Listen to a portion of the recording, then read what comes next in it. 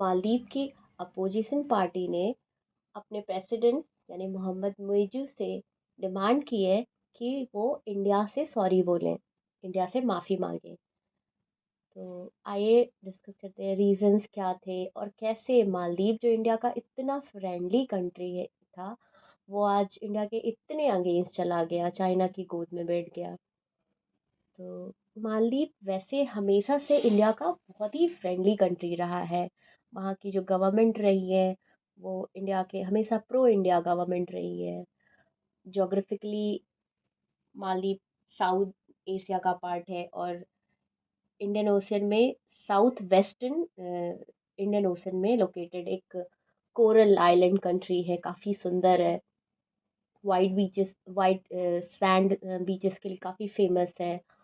और छोटी सी, बहुत ही छोटी सी आबादी वाला, 5 लाख की आबादी वाली इंडिया में सिटी काउंसिल जो होते हैं वो भी इससे ज़्यादा बड़े होते हैं। तो आप समझ सकते हैं कि बहुत ही ज़्यादा छोटी कंट्री है, एक छोटा आइलैंड कंट्री है। लेकिन टूरिज्म में के लिए बहुत फेमस है। काफ़ी इंडिया में तो बहुत ही फेमस है, स्पेशली हनीमून कपल्स के लिए काफ़ी फेमस है। वर्ल्ड वाइड लोग मालदीव जाते हैं और टूरिज्म के लिए, क्योंकि उनका जो सर्विस है, लाइक होटल्स वगैरह काफ़ी अच्छे हैं, वाटर स्पोर्ट्स वगैरह इंफ्रास्ट्रक्चर उन्होंने काफ़ी अच्छे से डेवलप कर लिया है, जिसकी वजह से वहाँ की मालदीव की पर कैपिटा इनकम भी अच्छी खासी है। तो एक टूरिज्म बेस्ड इकॉनमी है। तो जैसे कि अभी मैंने बोला कि मालदीव में हमेशा से इंडिया फ्रेंडली मतलब प्रो इंडिया गवर्नमेंट रही है। तो ऐसे में एक पर्सन थे, अब्दुल्ला यमीन। उनको भी अपना पॉलिटिकल करियर तलाशना था और उनको भी एक मुद्दा चाहिए था, इशू चाहिए था, कैसे वो पॉलिटिक्स में सक्सेस हो। तो उन्होंने देखा सब, क्योंकि हर पॉलिटिकल पार्टी आती थी वो प्रो इंडिया ही बोलती थी, तो उन्होंने कहा इसके अगेंस्ट बोलते हैं, एंटी इंडिया बोलते हैं।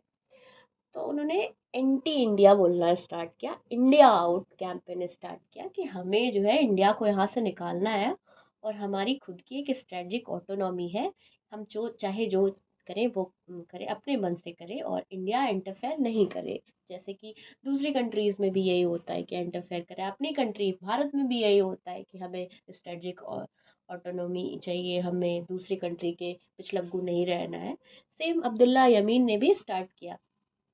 और जब उन्होंने anti India India out campaign start किया, तो कुछ लोग ऐसे थे जो खुश नहीं थे वहाँ की पॉलिटिकल पार्टी से, उन्हें अलग एक इशूज दिखा, वो उनके साथ आ गए।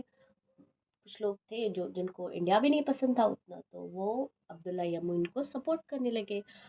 और ये फेमस होता गया, ये मुद्दा बहुत ज़्यादा फेमस होता गया। और जब भी कोई चीज़ फेमस होने लगती है, बिकने लगती है, तो बेचने वाला और बेचता है। तो सेम हुआ, ये अब्दुल्ला यमीन ने अच्छे से बेचा और फाइनली वो 2013 में प्रेसिडेंट बन गए मालदीव के। और उनकी पार्टी का नाम प्रोग्रेसिव पार्टी था। से वो प्रेसिडेंट बन के 2013 से 2018 तक प्रेसिडेंट रहे। और इस दौरान उन्होंने सारे, क्योंकि उनके तो मैनिफेस्टो में था anti India India India out campaign. तो वो अ, अब उनको लेकिन पैसे तो चाहिए ना इंफ्रास्ट्रक्चर डेवलप, क्योंकि इंडिया असिस्टेंट देता है था। तो अब वैसे भी इंडिया कंटिन्यू करेगा, लेकिन फिर भी उनको इंडिया के अगेंस्ट स्टांस लेना था और अपने आप को इंडिया से कट के रखना था। तो उन्हें दूसरी कोई पावर का तो सपोर्ट चाहिए था ना। तो इस केस में, और वैसे भी उन एलिगेशन थे कि वो चाइना बैक का कैंडिडेट थे। ये सब जो हो रहा था वो बड़ी पावर इसमें इन्वॉल्व थी, उनको जो है चाइना सपोर्ट करती थी। और ये anti India India out campaign जो है चाइना सपोर्टेड है। तो फिर उन्होंने चाइना से पैसे लेना, इंफ्रास्ट्रक्चर डेवलपमेंट के लिए, जो भी मालदीव में ग्रोथ के लिए जो पैसे चाहिए थे, वो चाइना से लेना स्टार्ट कर दिया। और चाइना की एक खासियत है वो डेट ट्रैप वाली। डेट ट्रैप वाली क्या होती है कि इसमें जो है वो पहले तो उन जो लोन देते हैं, वो लोन के जो टर्म्स एंड कंडीशन होते हैं वो ट्रांसपेरेंट नहीं होते हैं। और उस जो इंटरेस्ट होता है वो बहुत ही हाई रेट ऑफ इंटरेस्ट होता है जिसपे लोन देते हैं। जैसे लोन तो सारी सब लोग देते हैं, इंडिया देता है, यूएसए देता है, जापान देता है, वर्ल्ड बैंक, यूनाइटेड किंगडम से सभी लोन देते हैं। बट अगर आईएमएफ से आप लोन लेने जाओगे ना, तो वो कहेंगे आप अपनी कंट्री में स्ट्रक्चरल रिफॉर्म कीजिए, सब्सिडी बंद कीजिए, इनकम टैक्स बढ़ाइए, कंट्री को जड़ से मजबूत करते हैं। लेकिन चाइना का कोई मतलब नहीं है, आप चाहे लोन लो, जो मना है वो करो पैसे का, उन्हें लोन दे देते हैं और इंटरेस्ट रेट थोड़ा हाई होता है। जब हाई रेट पे इंटरेस्ट रेट पे आप लोन दोगे, उसके बाद कुछ सालों बाद उस इंटरेस्ट रेट को पे करने के लिए भी आप लोन लोगे। तो ऐसे ऐसे करते करते कि आप इंटरेस्ट रेट भी नहीं पे कर पा रहे हो और उसको पे करने के लिए भी आप पैसे ले रहे हो उस चाइना से। और फिर बाद में वो पैसा इकट्ठा होते होते वो क्या होता है, बहुत ही बड़ा कर्ज हो जाता है। तो कहते हैं चलो ठीक है, आप पे नहीं कर पा रहे हो, आप अपनी कंट्री का कुछ पार्ट, कोई एयरपोर्ट, कोई नेवल बेस दे दो, आर्मी का बेस दे दो, कोई पोर्ट दे, कोई छोटा आइलैंड दे दो, कोई जमीन का पार्ट दे दो, आप लीज आउट कर दो। जैसे ये दूसरी कंट्रीज में करते रहते हैं।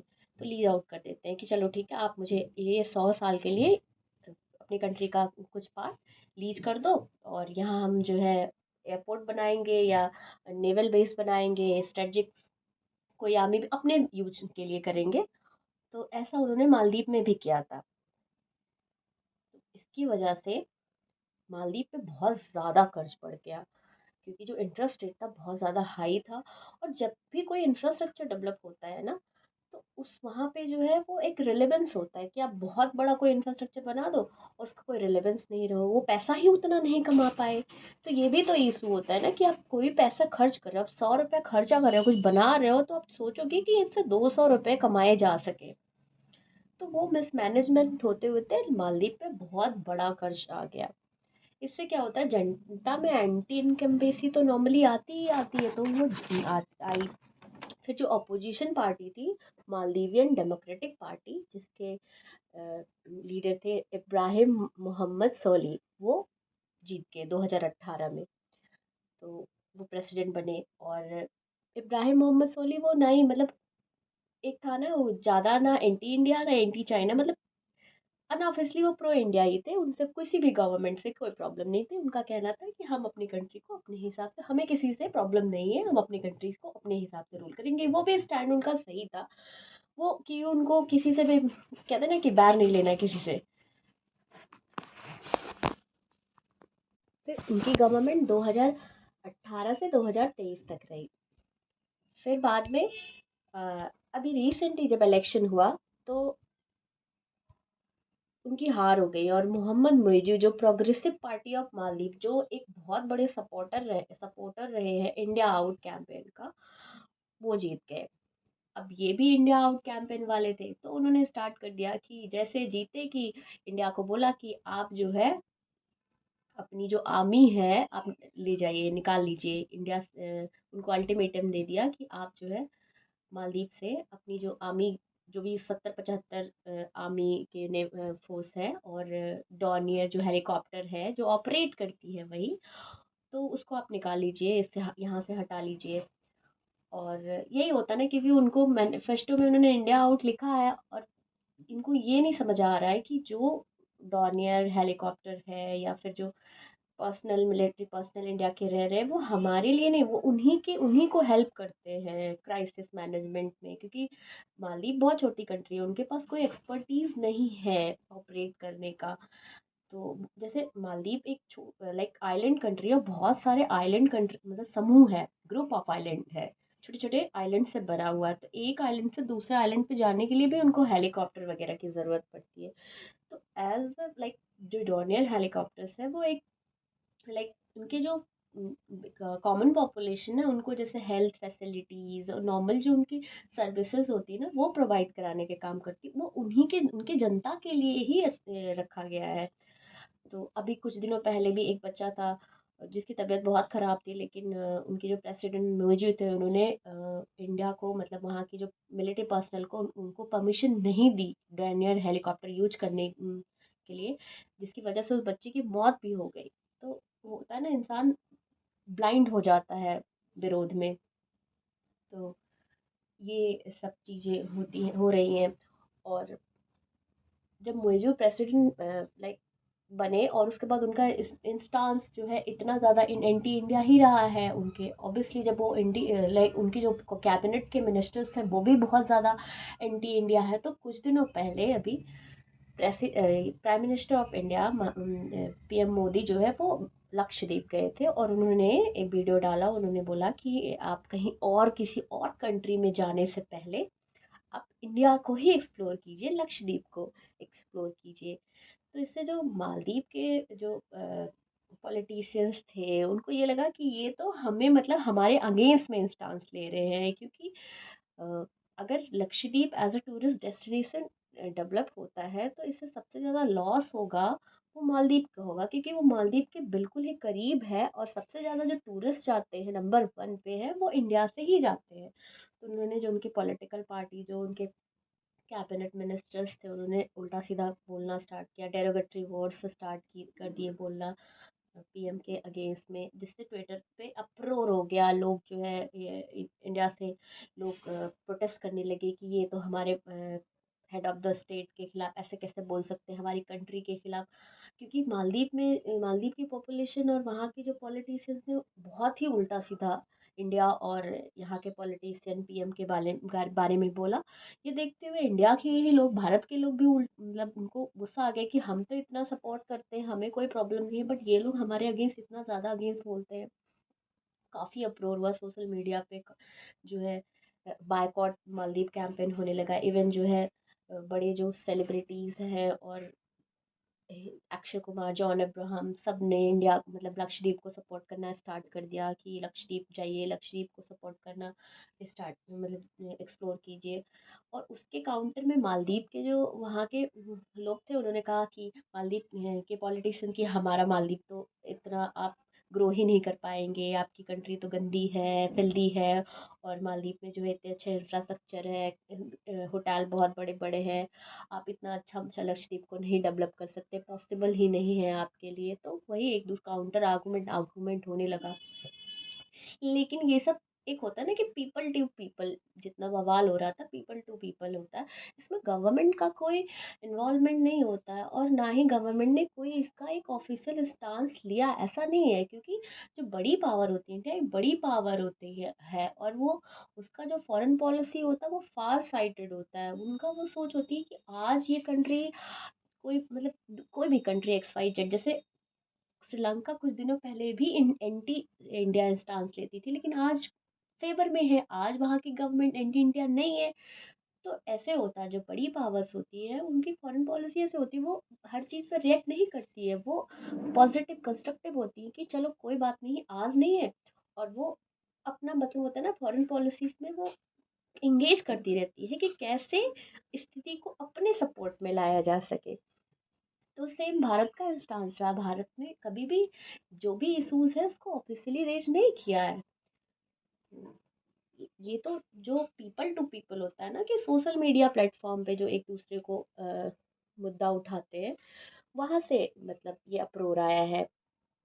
और अभी क्या हो रहा है कि अ, अभी वहाँ पे जो मोहम्मद जैसे मालदीव का जो इलेक्शन होता है ना वो यूएस के प्रेसिडेंट, जैसे यूएस प्रेसिडेंट का इलेक्शन होता है कि प्रेसिडेंट अलग चुना जाता है, लेकिन जो कैबिनेट होती है, जो एमपीज होते हैं वो अलग, उनका इलेक्शन होता है। जैसे इंडिया में तो अलग है, इंडिया में हम एमपी सेलेक्ट करते हैं और वो एमपी जो है क्या कहते हैं, एमपी ही पीएम को चुनते हैं। पार्लियामेंट्री सिस्टम है हमारे यहाँ। लेकिन अ, अ, वैसे मालदीव में जो वहाँ का प्रेसिडेंट का इलेक्शन होता है वो अलग होता है और वहाँ के एमपीज का इलेक्शन जो होता है वो अलग होता है। तो जो मालदीव के प्रेसिडेंट है मोइजो, उनको तो एज अ प्रेसिडेंट सेलेक्ट कर लिया गया है, लेकिन जो उनकी ये है क्या कहते हैं संसद है, उसमें जो है जो अपोजिशन पार्टी है यानी कि मालदीवियन डेमोक्रेटिक पार्टी, उनकी मेजोरिटी है। और जो मोइजो है वो प्रोग्रेसिव पार्टी के पार्ट है। तो अभी क्योंकि ऑपोजिशन जो है वो वहाँ पे इम्पीचमेंट प्रोसेस भी लगा रही है कि इम्पीचमेंट प्रोसेस करके कि आपकी पॉलिसीज़ जो है वो एलिगेशन लगा रही है मोहम्मद मुइज़ पे कि आपकी जो पॉलिसीज़ है वो सही नहीं है और इम्पीचमेंट प्रोसेस लाएंगे।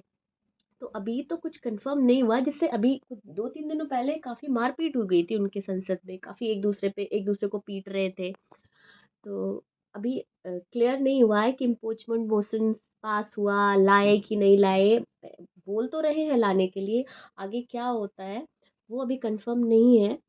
और चाइना फैक्टर तो इसमें काफ़ी इन्वॉल्व है। वहाँ पे जो जो भी इंडिया आउट कैंपेन है ना, वो चाइना ही सपोर्ट करता है, क्योंकि जो मालदीव की लोकेशन है ना, वो बहुत ही स्ट्रेटजिकली इम्पॉर्टेंट लोकेशन है, इंडियन ओशन में है। और वहाँ से अगर चाइना अगर मालदीव को कंट्रोल करता है ना, तो वो पूरा इंडियन ओशन में वो अच्छे से निगरानी रख पाएगा। और जिससे उस चाइना की तो पॉलिसी है कि इंडिया को, स्ट्रिंग ऑफ पर्ल को, इंडिया को घेर लिया जाए। और होता है एग्रेसिव पॉलिसीज है इंडिया के अगेंस्ट में, प्लॉटिंग की जाए। तो यहाँ पे ये गेम जो ग्रेट गेम है वो इजीली अवेलेबल, इजीली जो है वो इन्वॉल्व है। बट अब आगे देखो क्या होता है। बस इतना ही था। Thank you.